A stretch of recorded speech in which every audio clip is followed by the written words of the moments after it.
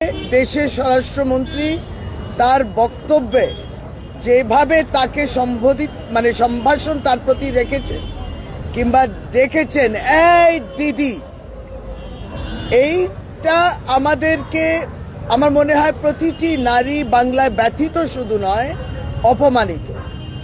2021 সালেও দেশের প্রধানমন্ত্রী দিদি, ও দিদি এরকম করেছিল কিনা, এইভাবে টোন কেটেছিলেন। আজকে দেশের স্বরাষ্ট্রমন্ত্রীও তার ভাষণেতে এই দিদি, আমরা কি চাকর?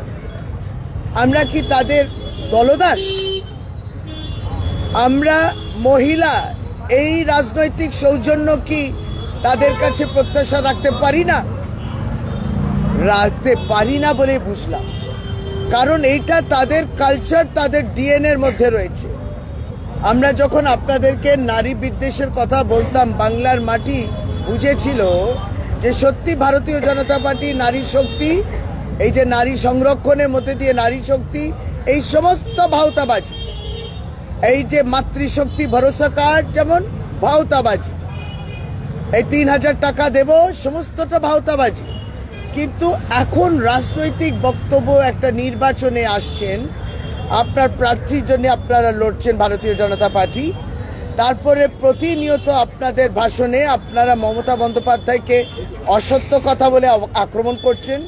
কিন্তু অন্তত যে নারী, তিনি একজন 7বার করে এমপি সাংসদ ছিলেন, 3বার তিনি মুখ্যমন্ত্রী, 4বার হওয়ার পথে বাংলার রায়ের পরে আপনারা কি করছেন এই মহিলার প্রতি? আমরা বুঝতে পারছি এক নারী সব পে ভারী। আপনারা এসছেন, আপনারা দমাতে পারছেন না, দমানো যায় না, কমানো যায় না, হারানো যায় না। পরিষ্কার বিজেপি, আপনারা হতাশাগ্রস্ত বোঝা যাচ্ছে, আপনারা হারছেন সেটা বোঝা যাচ্ছে, কিন্তু ভাষাটা আপনাদের সংযত করতে হবে। এবার এই হতাশাগ্রস্ত অবস্থা 2021-এর টোন কেটেছিল প্রধানমন্ত্রী, আজকে ঠিক একইভাবে টোন কেটে দেশের স্বরাষ্ট্রমন্ত্রী আপনি মমতা বন্দ্যোপাধ্যায়কে অপমান করেছেন। আমাদের এটাই বলার ছিল যে বাংলার মাটি আর কি দেখবে।